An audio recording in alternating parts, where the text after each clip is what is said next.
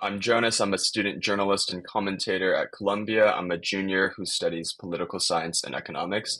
And I'm the editor-in-chief of the Columbia Sundial, which is a campus magazine dedicated to investigative journalism and promoting campus discourse. So I've been on the ground at these protests that have taken over Morningside Heights and our campus, covering for the Sundial and just documenting what I've been seeing.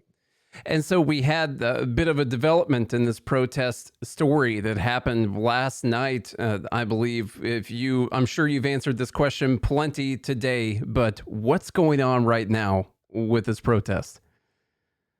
So about 12 in the morning, so midnight, these pro-Palestinian protesters decided to escalate things because the university had ended negotiations and was saying, hey, we're offering you the chance to voluntarily leave before we suspend you. So what do? They go and they barricade and they occupy Hamilton Hall, which is the centerpiece of Columbia College, which is the major undergraduate school here. And so what they've done is they've sat people inside, and then from the inside they've barricaded the doors with chairs, and on the outside they've put these giant metal picnic tables there, and they formed human chains outside, and they're sleeping there. They're sleeping around all of the entrances, occupying it.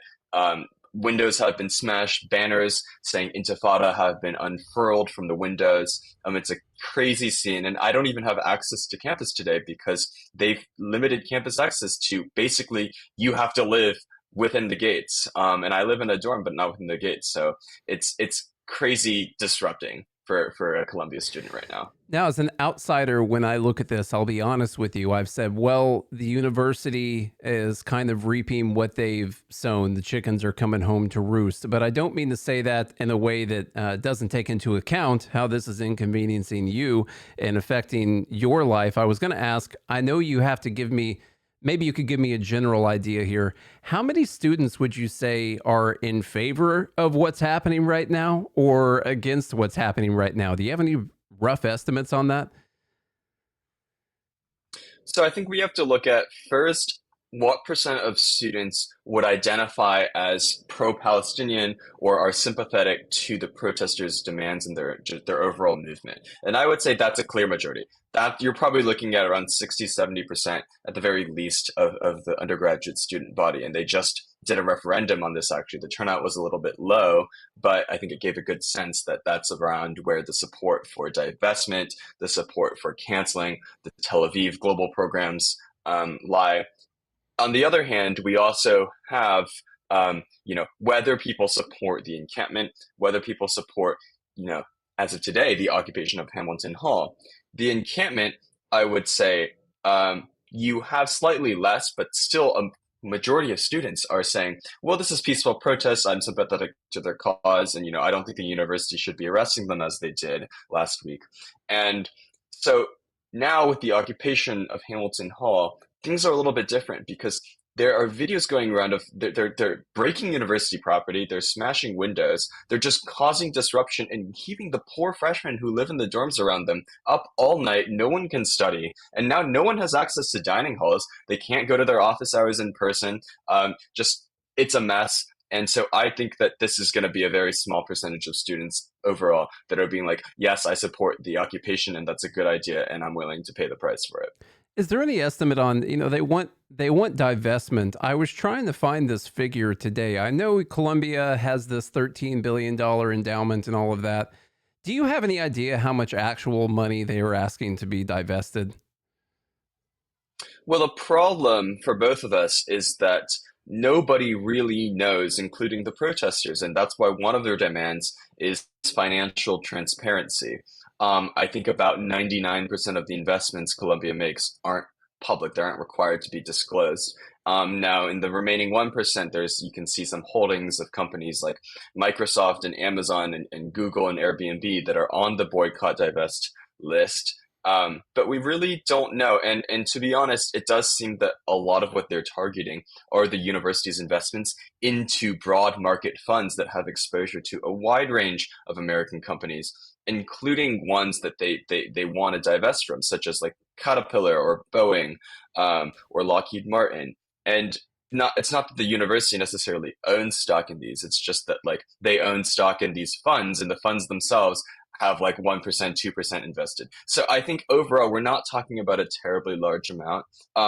But even if we are talking about a large amount, it's through companies that most Americans have some form of exposure to if you're invested in the stock market.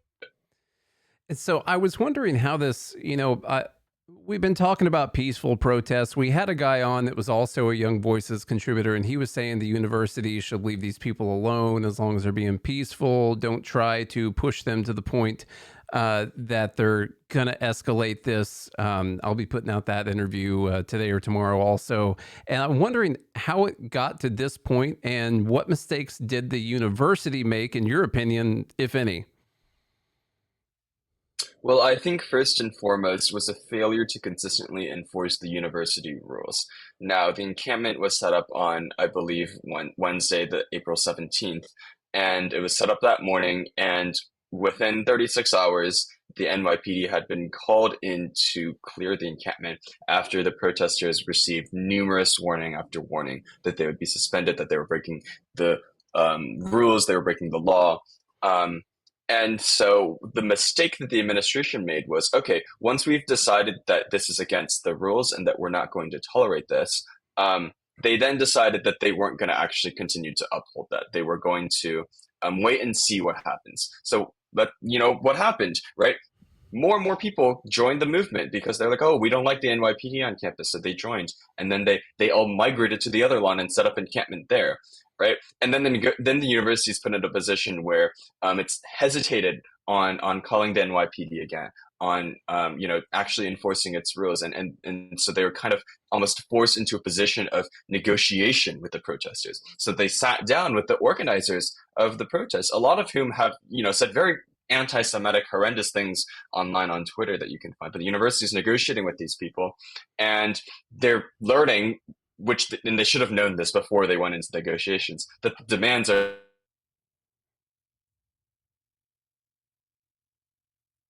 a lot of things, like, oh, we're going to fund healthcare and education in Gaza. We're going to work with the Israeli government to make sure that our programs there are inclusive of Palestinians.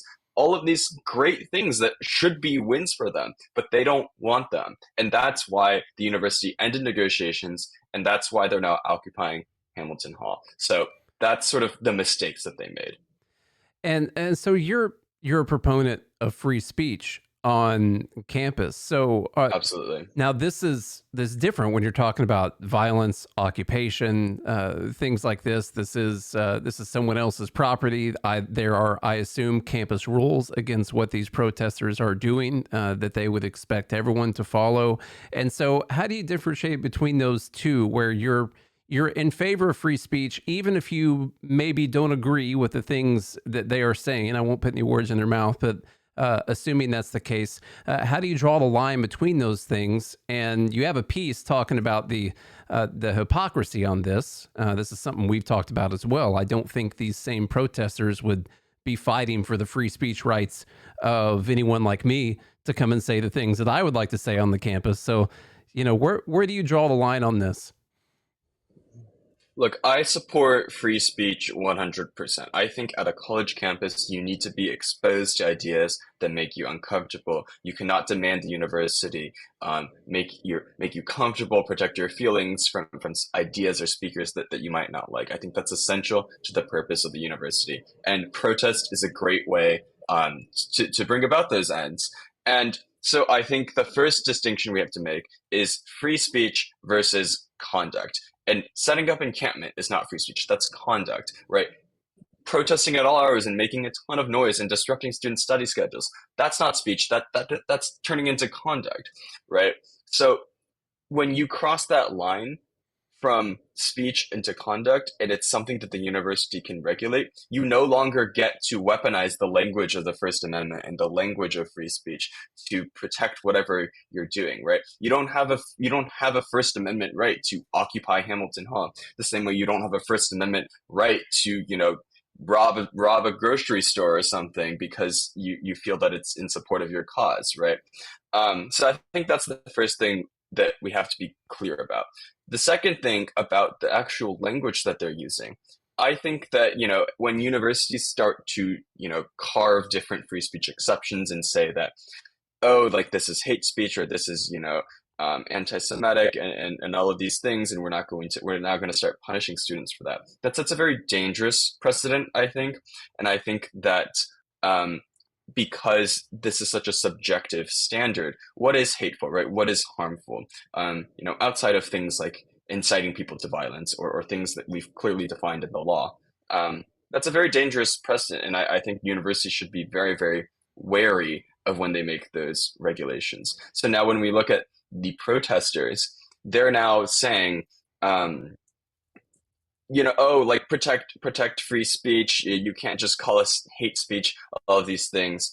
Um, okay, well, yes, I support your right to free speech, but you can't like claim that you support free speech when in the past you are the same people that went and spewed hate speech, and or yeah, that or you're somebody that went and claimed other people were trying to spew hate speech, and you're like, there's no free speech right to hate speech, but when it's convenient for them, they then do it. My perspective is most of what they're saying is protected speech. It should be protected, but I think this raises really important questions about can and should the university regulate just blatantly anti-Semitic content, and I think that at a place like Columbia, they absolutely can. So, how do you think the protesters rationalize being against hate speech in other instances, but thinking that some of the things that they are saying is okay? Is it, I would say it's because of this oppressor oppressed paradigm, I guess, something like that. But I don't know. What do you think it is? How do they rationalize this? Yeah, so I think the first thing I would say is that they don't really care about free speech at all. And this is a problem on the left and the right, but I think especially on the campus left, this is a big problem where it's we support free speech when it's convenient for us. We're against hate speech when it's convenient for us, i.e., when we're not the ones saying it.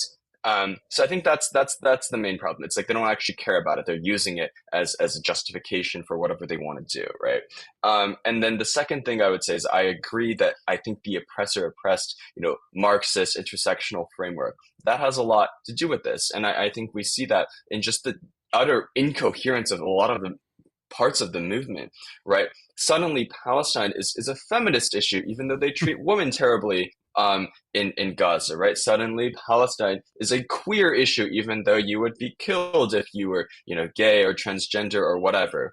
And it doesn't matter to them that these things don't make sense because they see the world as primarily through an oppressor and an oppressed people's framework. And that and liberating people from that sort of colonial, apartheid powers, what they call it, that's most important to them. And all the other, interests are subordinate to that. So everybody is able to find some morsel of shared oppression to latch onto and join the movement and start camping and occupying buildings. Okay, so last question for you. You're put into power tonight, and you have the authority over what's happening right now on the campus. What do you think should be done to end what's currently happening on the campus and make sure it doesn't happen again in the future?